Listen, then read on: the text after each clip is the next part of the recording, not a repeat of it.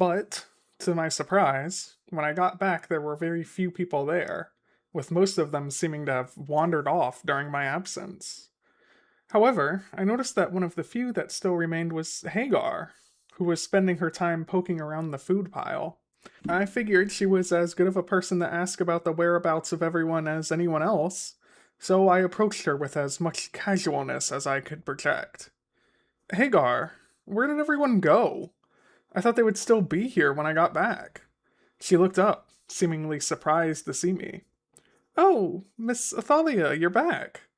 Well, we weren't sure what to do when you left, so we did wait a bit, but you were gone for so long that we figured you were distracted with something else or something important came up. So we just dispersed after a while? I narrowed my eyes at that. I thought I was only gone for 10, maybe 15 minutes. Hagar, I said slowly, how long was I gone for? She was already back to looking at the food, in a rare moment of splitting her attention to something else besides me. She must have been very hungry, but her response made me glad she wasn't looking at me. I think about 2 hours? Why? Lose track of time? She asked, causing my eyes to widen in surprise. But I managed to just barely prevent myself from making any noise that might alert her, or indeed anyone else, that something was wrong. But I really didn't want Hagar specifically to get any funny ideas, as she had already seen me in a not weakened, you are not weak, confused state before, and I really didn't want to have a repeat of what had happened in my room earlier. But 2 hours? That was far longer than anything that had happened before.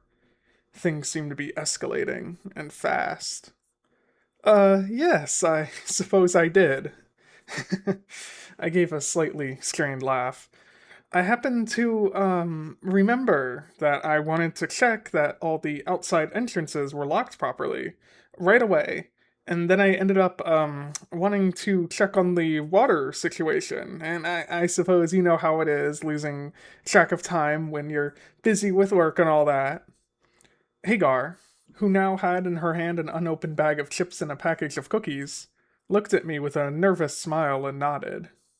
Okay, well, it was a bit of a weak excuse, I will admit, but it seemed like she bought it. Well, I said, stretching as though I had been doing a long day of busy work and not cowering in fear in the corner of a hallway for the past 2 hours. I suppose the work is never done. I think I'm going to start planning the next expedition outside, so that we can start gathering some of those supplies we were talking about earlier. Maybe we can even go and do it today.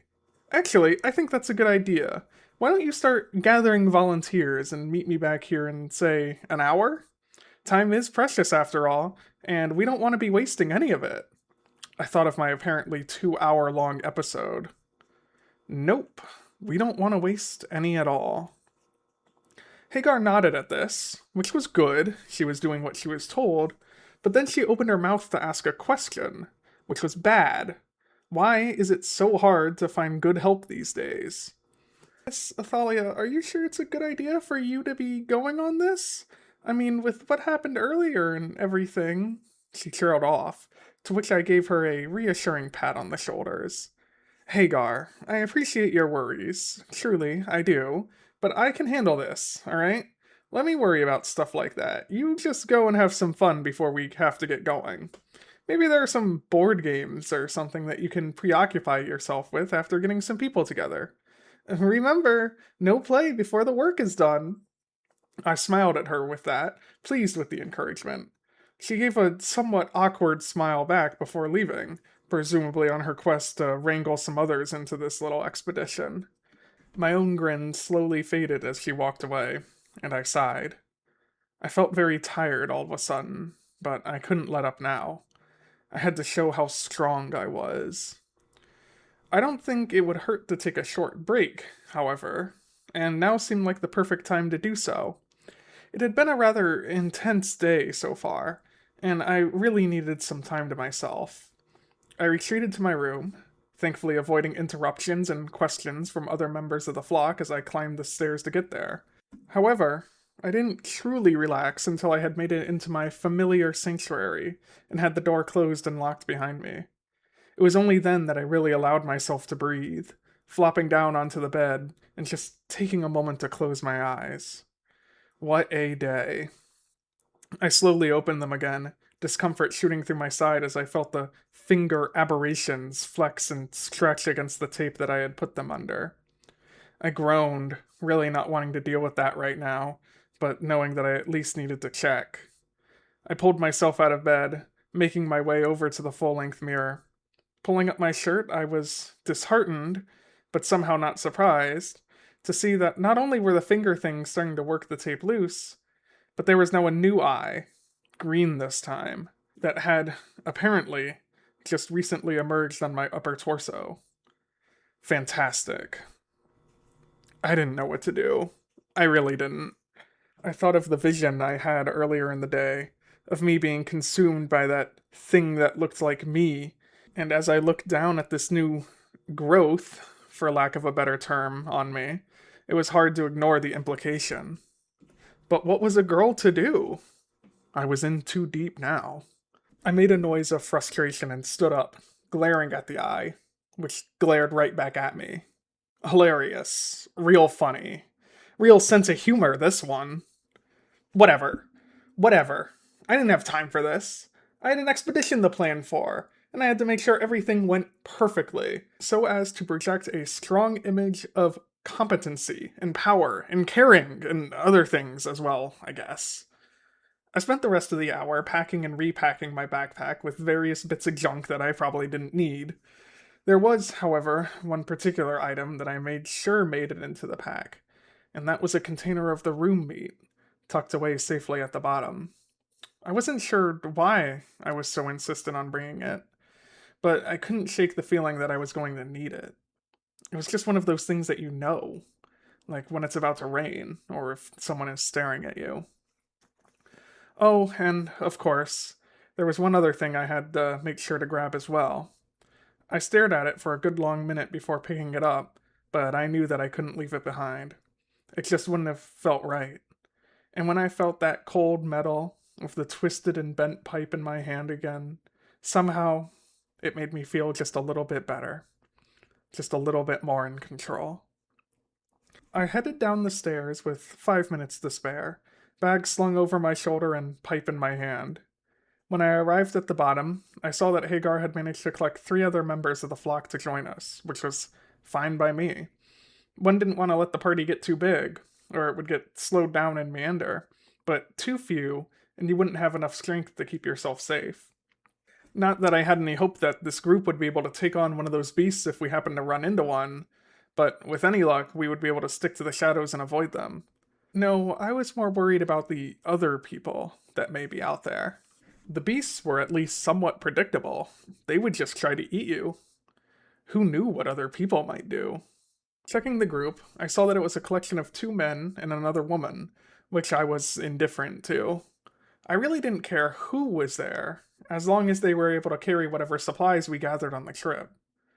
I did notice, however, that all 3 of the people that were going out with us had been in the group in the lobby when I had made my speech earlier today. That was interesting, and I wasn't sure if it was a good or a bad thing. On one hand, perhaps my speech had simply inspired them to join us for the good of the collective. On the other hand, what if they were planning something against me? It might sound asinine, but this was the same group that I had wandered away from in a daze just an hour ago. What if they were going to try to corner me and force me to answer their questions about what had happened earlier? Questions that I really didn't have answers to. But that was ridiculous. Everyone here trusted me. I was their beloved leader, and I really had nothing to worry about. So, enough worry for today. It's time to go out and prove to them that their trust in me was not misplaced. And maybe to also find a nice red dress. Alright, is everyone ready to go? I said, clapping my hands together. There were murmurs of affirmation, with Hagar being the only one to put any sort of real enthusiasm into it. Well, that was less energetic than I hoped for. Wait, what was that? I could have sworn, just for a moment, that one of the members of the group, one of the men, had shifted his gaze away from me and to the other man of the group, the one with the disgusting teeth, and then quickly turned back to me. It was so fast I almost didn't notice it, but it immediately set me on edge. Could my fears actually be founded in something? No, no, stop it. This was ridiculous. He probably just noticed those terrible teeth or saw a fly or something. I was looking far too much into this. It had been an intense day, after all, and I had a distinct impression that my nerves were getting to me. I resolved that when we got back from this trip, I would truly take a moment and examine what was going on with me. But until then, as always, I had to show my strength. And so, without further ado, I swung open the front doors of the building and went out into the wild streets of the city. The first thing we noticed was the slime. It seemed to be everywhere, long trails of the stuff, going up and down the street as though a giant snail had decided to make the city its new home. It glistened against the cloudy sky, and I grimaced as we cautiously got closer to it, keeping wary eyes open for would-be ambushes. The stuff smelled strange, like a combination of rotting meat and old candy that you forgot at the back of the pantry. Not a pleasant mixture, of that I was now assured. However, that smell did tell me one thing, and that was that these disgusting trails were being left by the beasts, as I would say that was a smell that was rather distinct to them. Looking around, I saw that the trails crisscrossed all over the street, down alleyways, some even going straight vertically up buildings. Despite all of these trails, however, there was no sign of any of the beasts themselves. They seemed to have completely vanished, almost overnight. I strained my ears, listening to see if I could hear their strange wet shuffles or slapping noises, but only received the sound of the wind howling through the empty streets, through abandoned buildings and broken windows. That, in and of itself, was strange. I had expected to hear at least the distant sounds of people, or vehicles, or anything at all. But there was nothing, not even from the very building we just left, which I knew, for a fact, had people in it. If I didn't know any better, I might have thought that we were the only living souls in the entire city. It seemed as though I was not the only one put off by this, as everyone else was glancing around nervously just as much as I was, if not more so. I could see in their eyes fear, and I knew that if I didn't rally them soon, they very well could go running back to the apartment building with their tails between their legs. So I clapped my hands together, causing the woman whose name I did not know to nearly jump out of her skin as the sound echoed for what felt like hours down the empty streets. Unnerving indeed. Okay, everyone, enough standing around. We should keep moving. We've already wasted enough time as it is. And besides, we don't want to attract any unwanted attention by just standing around and gawking. Now, I know for a fact that there's a pretty well-stocked grocery store just a few streets down the way. So let's go check that out first. Plus, there's a clothing store right next to it. So that will help cut down on travel time. Let's get moving! I saw the two men once again exchange glances at the mention of the clothing store, which caused me to frown, but they dutifully began walking, so I decided to let it go, although I did take a mental note to keep a close eye on the two of them. They seemed like they might very well be trouble after all. As we walked, we made sure to carefully step around the strange trails of slime, although that was no easy task. The disgusting substance truly was everywhere, making it exceedingly difficult to avoid.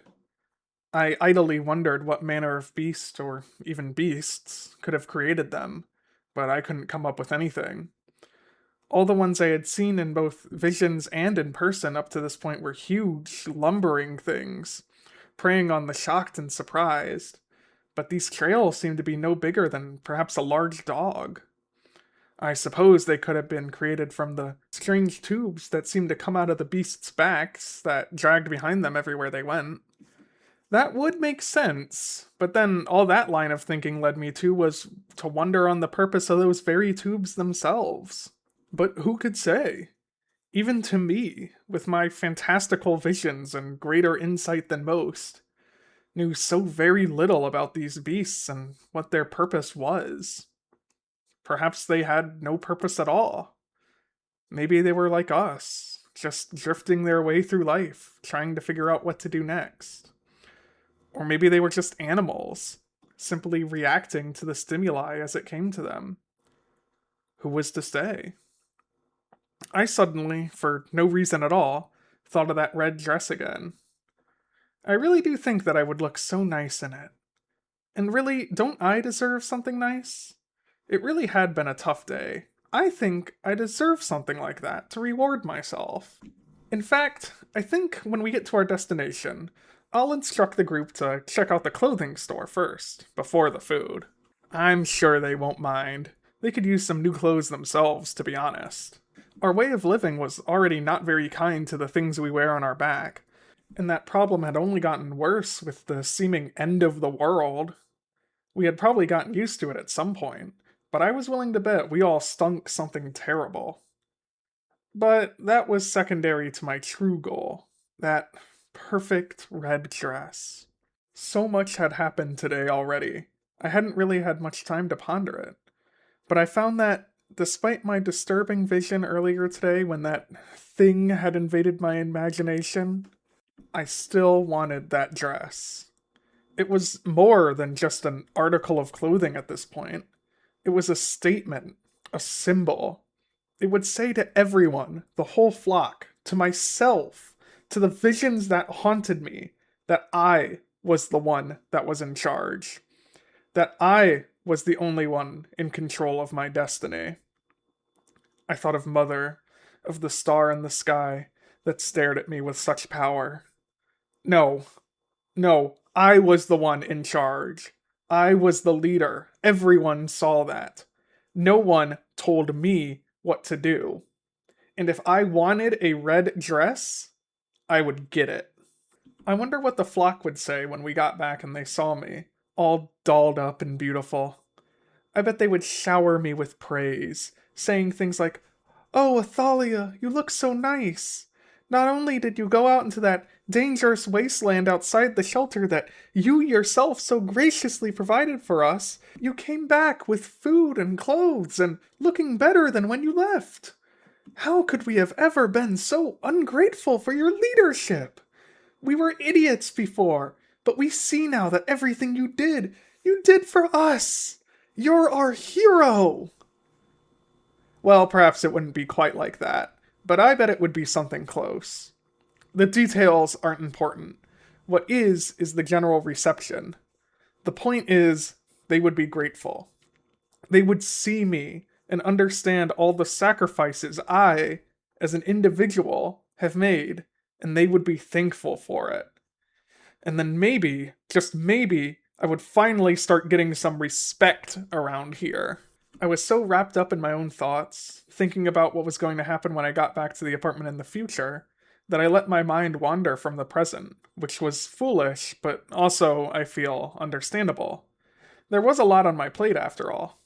Nonetheless, my absent-mindedness caused me to step directly into one of the slime trails that crisscrossed the entire street, causing my boot to become stuck. Ugh. I groaned in disgust, causing the rest of the group to turn and look at me. I tried to lift my foot out of the goop, but it stuck fast, as though I was an unfortunate bug that had wandered onto flypaper. I grimaced, pulling harder, but only succeeded in making my leg hurt. This was embarrassing. I wanted it over as quickly as possible, so after one more useless tug, I growled and snapped for Hagar to come help me. She rushed over, careful to not step in the stuff herself, and put her hands around my leg, adding in her strength to the pulling as well, as the rest of the group huddled around awkwardly, glancing nervously at the dark alleyways and doorways that surrounded us on all sides. They were feeling very exposed, I could tell, and as Hagar and I gave it one more tug that caused me to grunt in pain from the exertion, I knew what had to be done. "Let go, Hagar! Hagar, let go!" I yelled, causing her to quickly let go of my leg and back off. I sighed, bending down and unlacing my shoe, allowing me to pull my socked foot from the boot, which now sat alone and abandoned in the middle of the road. Just another sacrifice I had to make for my people. I put my foot back down on the hard pavement, now able to feel every pebble and crack through my thin sock. This was going to be uncomfortable.